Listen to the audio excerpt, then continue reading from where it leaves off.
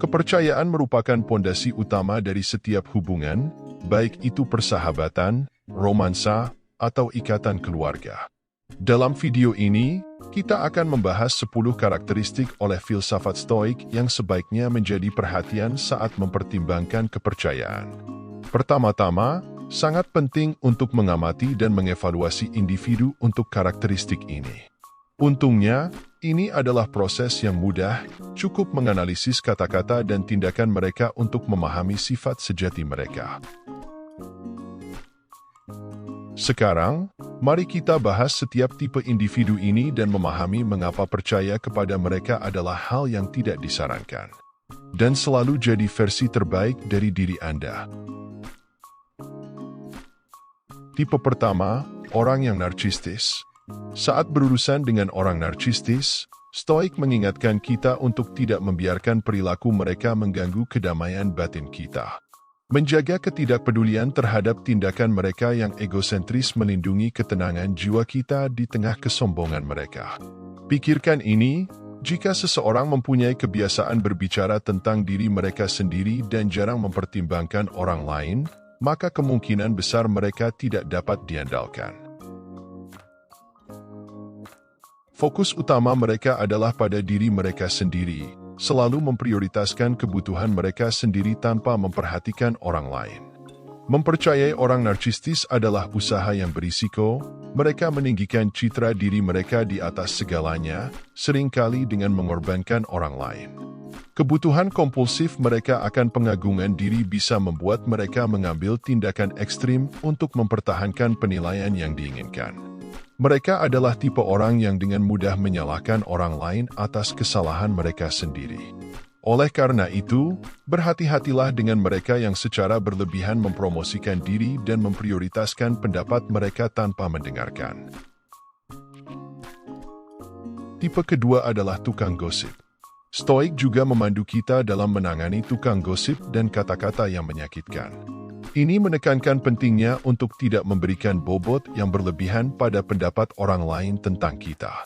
Jika seseorang dengan mudah membagikan rahasia atau menyebarkan informasi tentang orang lain, kemungkinan besar mereka akan melakukan hal yang sama pada Anda. Mempercayai tukang gosip adalah kesalahan, karena mereka akan menyebarkan informasi untuk kesenangan, bukan kebijaksanaan. Tipe ketiga adalah mereka yang terus-menerus melakukan provokasi. Saat berurusan dengan orang yang menjengkelkan atau manipulatif, Stoik menganjurkan untuk melakukan refleksi diri daripada bereaksi secara emosional. Kita bisa berhenti sejenak dan mempertimbangkan bagaimana persepsi dan reaksi kita sendiri. Meskipun wajar kehilangan kesabaran sesekali selama masa-masa sulit, berbeda ketika Anda merasa emosi terus-menerus oleh seseorang. Jika seseorang secara konsisten memiliki kemampuan untuk menyebabkan emosi, mereka kemungkinan melakukannya melalui provokasi yang halus, menanamkan keraguan dalam dosis kecil yang hampir tidak terlihat. Berhati-hatilah dengan permainan halus ini, jika seseorang secara terus-menerus membuat Anda tersinggung, itu karena mereka secara diam-diam merangsang Anda dengan kata-kata dan tindakannya. Tipe keempat adalah orang yang bimbang. Stoik mendorong kita untuk fokus pada apa yang dapat kita kendalikan, yaitu keputusan dan tindakan kita. Mempercayai seseorang yang terus-menerus ragu dalam mengambil keputusan adalah proposisi yang meragukan. Bagaimana Anda bisa mengandalkan seseorang yang kesulitan menetapkan arah untuk hidup mereka sendiri? Keraguan mereka muncul karena kepribadian yang tidak terbentuk dan tidak stabil. Mempercayai seseorang yang bimbang sama dengan mempercayakan seorang anak dengan senjata tajam, yaitu berbahaya dan tidak dapat diprediksi. Tipe kelima adalah orang yang bermuka dua. Dalam berurusan dengan mereka yang mengenakan dua topeng, Stoik menyarankan untuk berhati-hati. Alih-alih terfokus pada tindakan mereka, kita harus fokus pada membina kebajikan dalam diri kita sendiri. Kita semua mungkin telah bertemu dengan orang yang terlihat ramah di depan Anda tetapi menyebarkan gosip di belakang Anda. Perilaku ini juga berlanjut pada orang lain. Bersiaplah untuk komentar yang merendahkan dari orang yang bermuka dua ini. Ketika Anda melihat perilaku seperti itu, lebih baik secepatnya menjauhkan diri dari hubungan tersebut. Tipe keenam adalah orang yang terlalu penasaran. Stoik menekankan perlunya menetapkan batas dalam percakapan dan membagikan informasi dengan bijaksana. Berhati-hatilah dengan mereka yang memiliki rasa ingin tahu yang tidak terpuaskan, karena dapat mengarah pada pengungkapan informasi yang sensitif. Rasa ingin tahu ini mungkin juga berakar pada iri. Penting untuk berhati-hati tentang kepada siapa Anda membagikan informasi, karena sulit untuk dipastikan bahwa informasi tersebut tidak akan digunakan melawan Anda di masa depan. Sementara wajar bagi orang untuk menanyakan kehidupan Anda dalam percakapan, tetapi berhati-hatilah dengan mereka yang terus-menerus menyelidiki, terutama pada masalah sensitif. Menghadapi orang seperti ini memerlukan kehati-hatian dan jaga jarak jika memungkinkan. Tipe ketujuh adalah teman universal. Stoik mengingatkan kita bahwa kita tidak dapat mengontrol bagaimana orang lain memandang kita.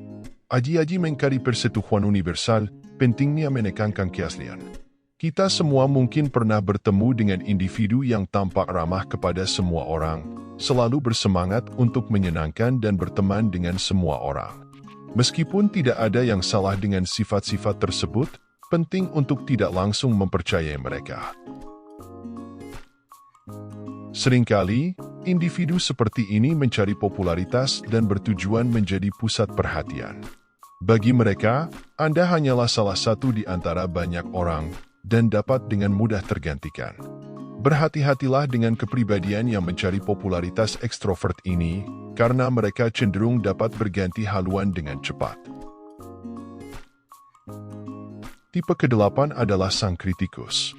Stoik menekankan pentingnya evaluasi diri. Alih-alih menghabiskan waktu untuk mengkritik orang lain, fokus pada peningkatan diri.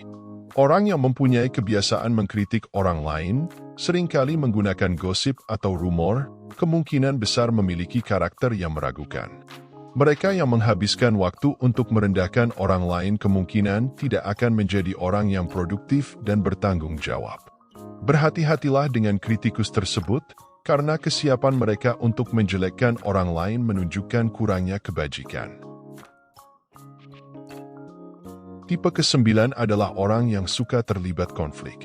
Stoik mendorong kita untuk bertanggung jawab atas keputusan dan emosi kita daripada menyalahkan nasib atau keadaan.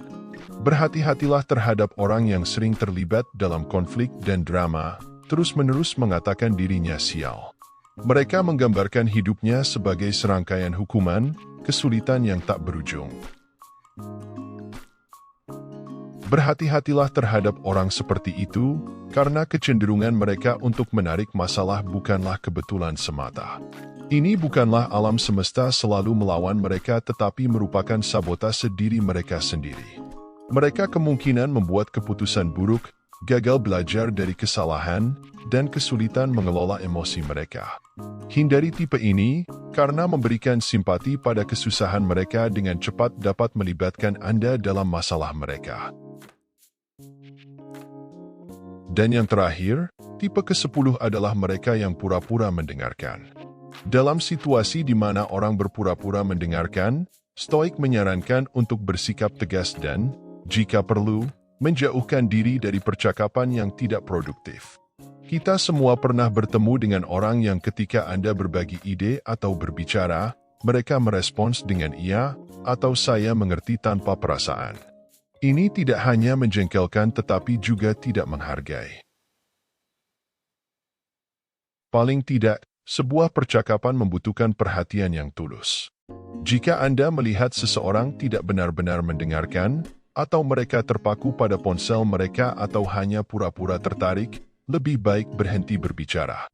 Berbicara dengan seseorang yang pura-pura mendengarkan adalah upaya yang sia-sia. Jika ini terjadi, jangan ragu untuk berdiri dan pergi. Anda tidak diwajibkan untuk menghabiskan waktu dengan seseorang yang tidak tertarik pada pemikiran Anda. Sebagai kesimpulan, menganalisis berbagai tipe individu ini memberikan pelajaran berharga untuk membangun hubungan yang otentik dan bermakna. Dengan mengintegrasikan kebijaksanaan stoik, kita belajar untuk menjaga kedamaian batin kita, membina kebajikan, mempraktikkan keaslian, dan menjalankan kendali diri dalam situasi yang menantang. Sekian untuk video kali ini, semoga bermanfaat. Terima kasih sudah menonton, tetap semangat!